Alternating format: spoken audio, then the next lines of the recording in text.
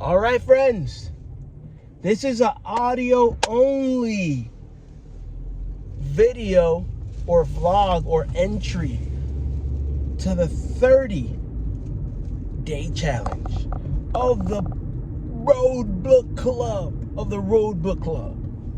All right. We are out here on the road, doing the thing. Let me clean this little camera. I know I said it was audio only, but just in case somebody wants to see my little pretty face or something like that. How you guys doing? It's good. It's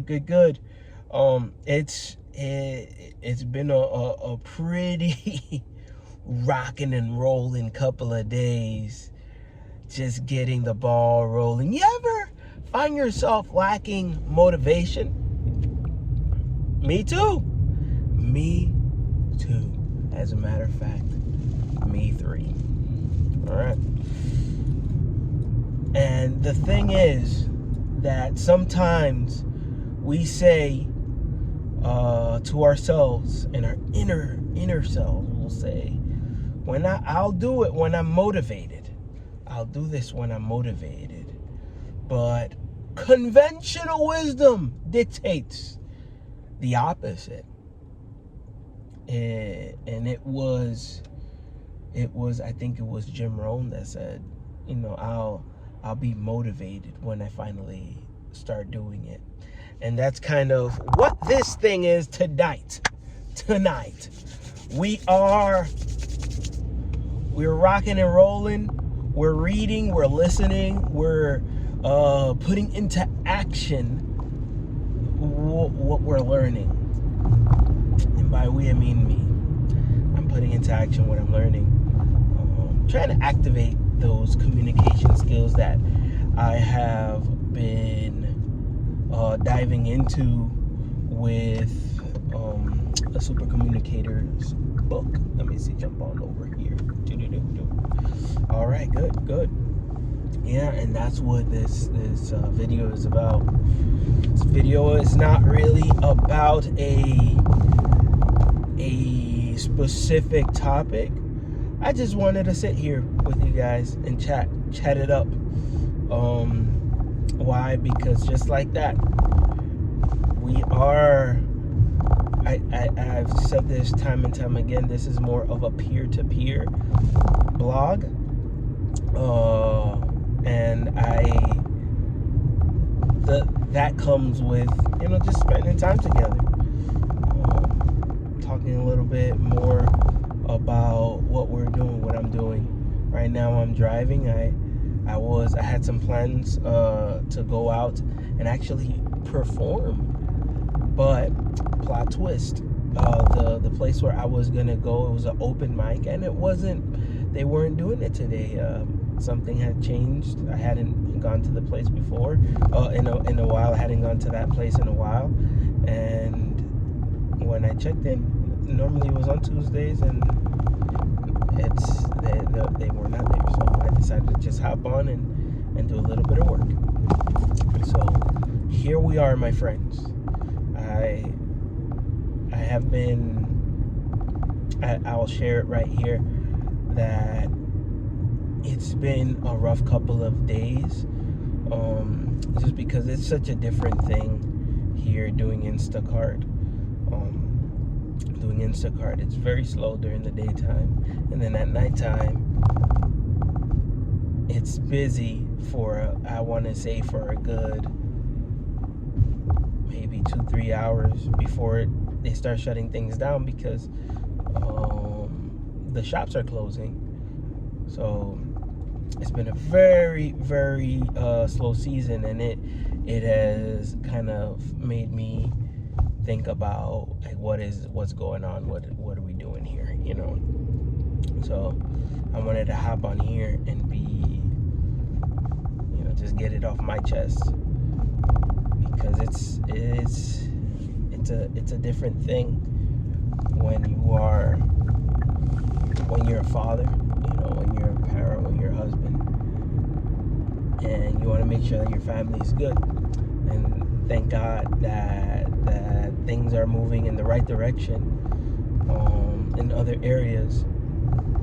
And this, without saying too much, I am super grateful.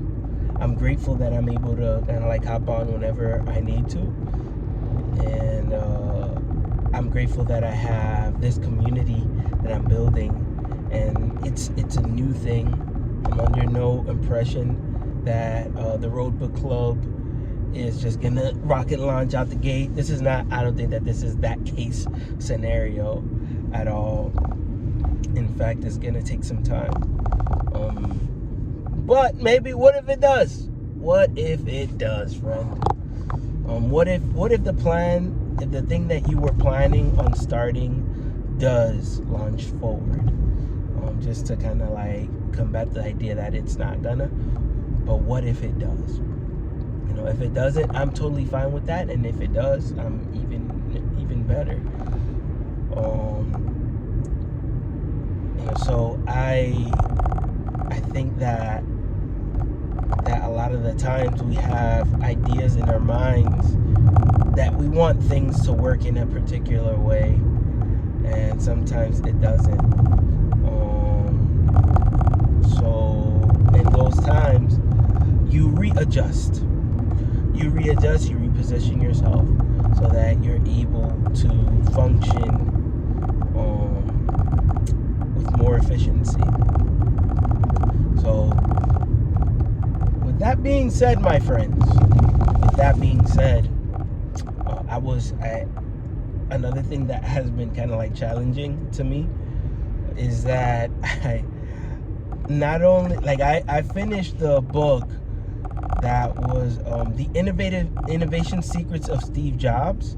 I did wrap up that book, and I'm not sure in what stage we're gonna enter into studying that one. That one was such a great read, and it was such a great find for anybody who's looking for inspiration on innovating in the arena where you are. That is a fantastic book. And then I bought these books together. The next one that I'm reading, and I posted this on Instagram, is The Key Person of Influence by Daniel Priestley. Now, I read Oversubscribed, which is another book by Daniel Priestley, and then I divided the books because I wanted to get a different perspective, a different writer, get a different voice, and kind of like break up the idea so that the concepts of the book don't blend together with me just reading the same author. So now I'm jumping into the Key Person of Influence, and it's challenging, my friends. It is a challenging book. I'm not gonna lie to you, because it talks about principles that conventional or traditional career paths no longer serve the purpose that they used to. He said at one point, he said in the book that a career is an old technology. A career is an old technology, and what he meant by that was that when you would go into the workforce and you wanted to get a career, the whole idea was you get a career, and this career would be good enough to sustain one family, and you'd work up, you'd climb the ladder, and you get the promotions, and you try and do all the things in hopes that at the end, you know, you get a golden parachute and you ride off into the sunset, you know, like the old cowboy westerns. But we no longer live in those times. So a career, he said that a career is old technology, and I could see that point of view. And it was more along the line of of looking for micro niches and becoming the go-to person for any type of industry, for the given industry. And if your industry is super wide, then figuring out how to hyper focus so that you can be a person of influence in that arena. So that's one of the things that I've been reading. The other one is a book that I came across through Instagram, and it was just this post. This guy is like, "Oh, how did you make your first million," or something like that, or it was one of those videos where they asked him like, "What do you do for a living?" And then they asked him what was the most influential book that impacted your life, and he said, "Ego is the enemy." He didn't bat an eye. He said, "Ego is the enemy." So immediately, and this is where the algorithm shocked me. This one actually shocked me because I immediately stop the video, I go to Audible to see if I could search it up. And as soon as I opened Audible, the book was right there looking at me. I didn't even search it up. The book was right there. And it's super interesting to see when that happens, and I know that algorithm is working overtime. So with that being said, my friends, I'm gonna be right back. I'm gonna just drop this thing off, and then I'll be right back. Can't see me, but I see you. Yeah. So the other one was Ego is the Enemy, and that one it's even more challenging to me. So because it almost feel like they're opposites, but they're not. It's being the key person of influence could easily kind of like bring up the ego. And I guess I should explain a little bit of the ego. The ego is that thing that puffs up, and think of a Kanye West. Think of anybody who kind of like is just like super uber confident. But when you think about like the examples that they said in the book, they were talking about in the book is Benjamin Franklin, and different people. I don't know all the names as I just started the book, but it's already super challenging for me because it's like we grow up hearing like, oh, do your best and all this stuff, and you could do whatever you want in your life. But when now I'm reading this book and it's proving valid points. It's like, yes, you could do whatever you want, and whatever you put your mind to. And yes, we are very special, but don't let the special the specialness or the size of who you are or your capability overshadow the fact that you actually have to do things. So this is where I'm challenged, because I'm reading the book Key Person of Influence and how to position yourself. So you're the person, you're the go-to person, you're the person who can unite industries, and who can call on different people because they want to work with you. In the words of Myron Golden, he says, you're the person that people say yes to before they know the question. So that's the key person of influence, and versus ego is your enemy, where because if you're this said key person of influence, you just can't have a big head about it. You literally being a key. Now what I'm finding by reading these at the same time is being the key person of influence does not mean that your ego should be the thing that overpowers your ability to function, or just this whole idea of patting yourself on the back, that whole culture. And I'm very big on just kind of like laying low, doing your thing, And I'm also very big on believing in yourself.